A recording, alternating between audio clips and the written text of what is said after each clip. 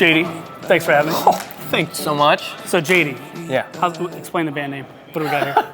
So JD, it's me and Ashton, and the name is actually my initials, Jarrett, Doherty, JD. Ah. There you go. That's how we got here. Yeah, that's how we got here. Speaking of getting here, we're actually standing inside of Newport. Newport Music Hall, Columbus, Ohio. The longest lasting rock venue in America. Built crazy? in like, I think it was 1927, at least in the 1920s. But it is the longest standing rock venue that has consistently stayed as a rock venue since the day it opened. Right. Tell me, we've got Metallica, we've got B.B. King, we've got Billy Joel, and then you. It's crazy to even be mentioned in the same name, the same sentence as all of those names. It's crazy. Some might say that it's kind of Neat. neat. Wow. I would say. I would personally say. Pretty neat. How did you and I meet? How do you recall that happening? Because I don't. Yeah. Well, I was part of a completely separate band, Jay Joseph's band. I was playing bass for that. And I remember we met in his basement at the time, building his playback rig. And I had not known it took that much to put on a show. And mind you, I was 17 years old in high school, sitting in that basement. What? And I was just like, is this what it takes? I did not know all of this went into it. We were talking about stage plots. We were talking about, how are we going to get our mixes? You were setting up everything on our rig, and we were just like, wow. I'll never forget the day that Jay called me. Hey, I'm going to be opening up for 21 Pilots. And I had came over to meet Jay and you and everyone else that was in the band at the time. What was funny is like, okay, I'll help you out as much as I can. And he handed me a stage plot, which was literally a napkin with a doodle of a stage plot. And it was in that exact moment I realized, we need some help. Oh, yeah. Oh, yeah. There's not a lot of people who are going to watch this that have ever seen this, like, I'm going to play a show to I'm standing opening in an arena level act to a sold out show. Right. How many shows do you think you had played before walking into that moment? I had not performed live at all before being with Jay. Do you think that was healthy? How were the first couple shows for you? Well, we knew the 21 Pilot shows were happening, and our first show, because we're from Ohio, first show was in California, so we got that 36-hour drive. We get there, bomb the show. It's terrible, and we knew that in a month and a half we would be getting in front of 25,000 people every night, and we were like, this is going to be terrible. So it was really like, you have to be good at least by the third show in the bars. Right. But it was really cool going from shows where maybe 30 people, some had 5, all the way to 20,000 in a matter of weeks. How do we get from you playing bass for Jay to you creating JD? Right, so I'd always loved producing and engineering, and I did that in high school under the name JD. It was just me, I didn't even know Ashton. And so through that's how I met Jay and started to produce, mix and master for him. And off of that, I had always had in mind, I want to do my own solo act or duo with somebody else or just band of some sort. And so getting the experience, because I was like, there's no way I'm ever going to play live. I don't have the confidence for that. But being thrown into arena level performing, it just really opened my eyes to maybe I can do this. Right. And maybe it is possible with the equipment that we were given at the time and just figuring out, okay, this is how you put on a show. It's not impossible anymore. The one thing that was really unique about working with you and Ashton is you were the only band, and let's say a younger tenure, because I mean, to be fair, you guys were pretty new as soon as I started working with you. For sure. You're the only band that I've ever worked with where you actually invested in the infrastructure of the equipment, I think necessary to tour, but before you ever even played a show. Right. What was it that specifically made you know that the investment of the equipment that you have now was necessary before you played your first show? Logistically, just seeing how streamlined everything was, how plug and play everything was, and also being in venues, these small bars where you're running into bands who have these long sound checks, that it's just inefficient and unreliable, things always going wrong, but we were just able to plug in and just feel good about the show and know everything's gonna work. And so running into starting my own solo career, I wanted to, model it after that, have that comfort of walking on the stage knowing that everything's firing and have so much freedom to program light shows along with it. I've had a lot of wide eyes. Some people that say, neat audio? How do you know them? And so it's really cool, but a lot of people are just like, how are you running this kind of technology in a room this size, you know. I'm playing a lot of bars, and this is our biggest headlining show yet. So yeah, it's starting to fit more in the, yeah. Well, Jarrett, thanks again for having us, man. Stoked to see the show tonight. Appreciate it, TJ. Ashton, thank you for having me on your drum riser. Thank you for being on. I mean, I have never done an interview on a drum riser before, so this is going to be a lot of fun.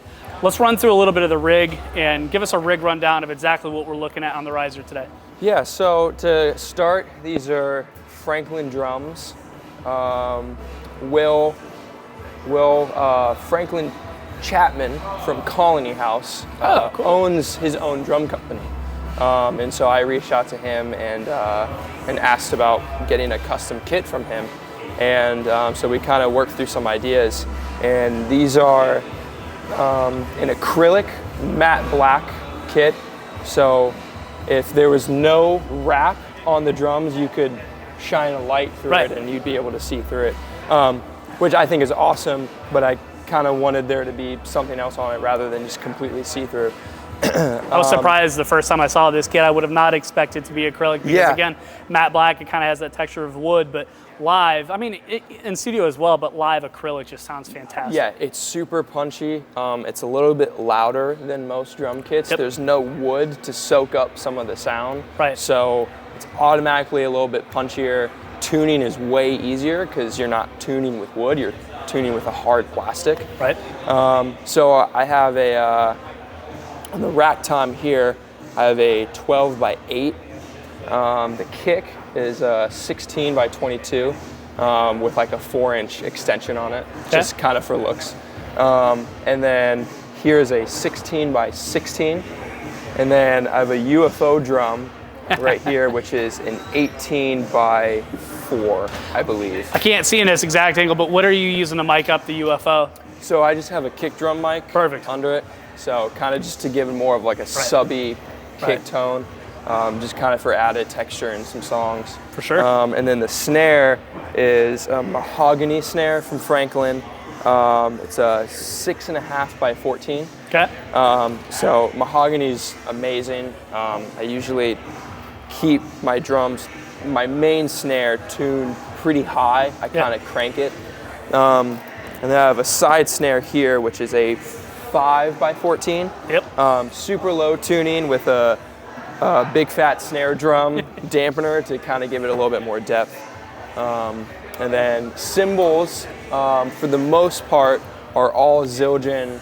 I have K-Sweet Ride, which is a 23-inch, K-Sweet 20-inch Crash, and then a K Special Dry 21-inch Trash Crash. And then right here, I have about a 10-inch Special Dry K little splash cymbal, a 20-inch K Special Dry Crash. And then these typically, for hi-hats, people usually probably do 13 or 14, but since these are also K Special Dry, I got 15-inch. Cool. Super, super washy. Yep. Really nice tones for kind of just more of like the funky hip hop sound, which I always dig. And then right here is a Meinl 12-inch clap stack. So super clappy. So. And walk me through the SPDSX. Are we using just for triggering, or do you actually have sounds loaded into this as well? So I don't have sounds loaded into this. This is ultimately just for triggering. Okay. So I have an SPDSX with MIDI going out into our rig with a foot switch down here. Right. And I can click it. I can click the foot switch once and nothing happens. Right. And then I click it again and the next track will pause. Perfect. So pretty much the majority of the show, besides the rig, is run right here from the drum set. And walk me through the little MIDI controller that we've got off to the side as well. So this is just a classic Akai MPK. And we have an Apollo interface that's hooked up through this.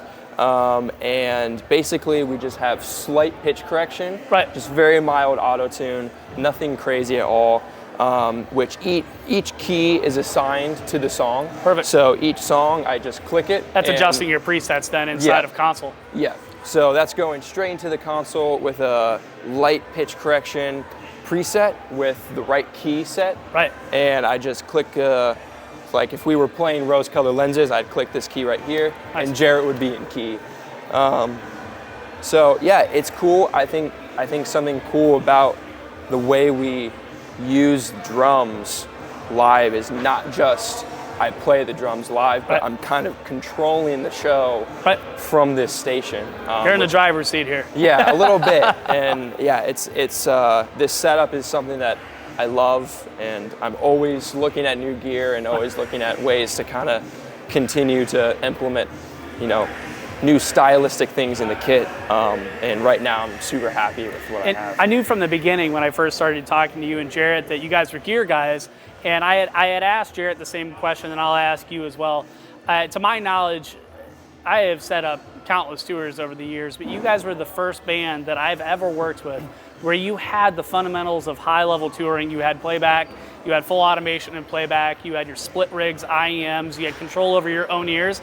From the very first show I think you guys ever went out and performed together. Is it your love for gear, or was it knowledge of touring? What made you kind of take the jump straight into the higher level of gear standpoint in touring to hit your first show running, instead of what you see a lot of bands do where they go out, cut their teeth, figure out, oh, it'd be cool if we had this. Right. From what and how long I've been working with you guys, you have really taken that jump from day one. So what is it? Is it a love for gear, or is it just observing what other bands were doing? Yeah, I mean, I think a lot of it is a love for gear, and also just watching what other bands are doing and kind of seeing how they're operating. And me and Jarrett take our live shows very, very seriously. That is like the most important thing to us is our live show, the live experience of our songs coming to life. And so I think we have always wanted to be completely prepared for everything that we ever wanted to do, so that we don't have to be like, oh, if only we had that, our show could be better. It's more of like, no, let's like take the jump, learn about what's best for us, while having kind of that love for gear of like, okay, what do we think is cool, or what do we think is going to work best stylistically with us, so that we are always the most prepared that we possibly can be. Would you go as far to say that, because I know you're in the process of production and writing music as well, would you say that you are writing music specifically geared towards the performance? Like, when you're conceptually thinking about a song, are you writing it all as like, okay, this would perform well live? Is that part of your process, or is that just like a focus later on after creating the song? I think when me and him are in the studio working together, I think a lot of the times it's, how is this song going to translate live? Right. How are we going to be able to pull this off live? And that's a pretty big question that we ask ourselves. We're like, if this isn't a song that we can really picture live, it might not really go that far with us. I think we're always, from the jump, even when we're making our music, thinking, how are we going to bring this to a stage in front of an audience and make it interesting? Amazing. Well, hey, I really appreciate your time and running us through the rig. Can't wait to see the show tonight, man. Thanks, man. I appreciate it. Thanks.